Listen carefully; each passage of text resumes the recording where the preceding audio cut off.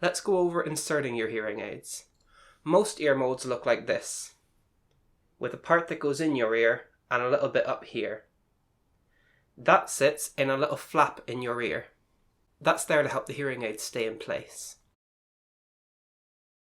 We like to call this part the teacup handle. So for this method of putting the hearing aid in, you want to hold the mould like this, at the teacup handle. The hand that you use depends on which ear you're putting it in. You'll use your right hand for your right ear, left for your left ear.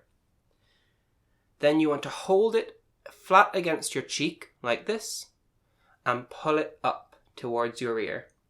When you get to your ear, you can tilt it back slightly, and then try and get both of the parts in the correct place. So the bit in your ear, you want to get that in there, but you also want to make sure you're getting this top bit under that flap of skin. Often it's easy as well to pull your ear down, pull your ear up, and press in. Give it a good wiggle and you should feel it pop right in place. Once it's in properly, simply take the hearing aid and hook it over the top as well. And that's you in place. A good way to check if the hearing aid's in properly is to make sure you can hear out of it. And if you wave your hand next to your ear, if you're not getting any whistling, that's a good sign.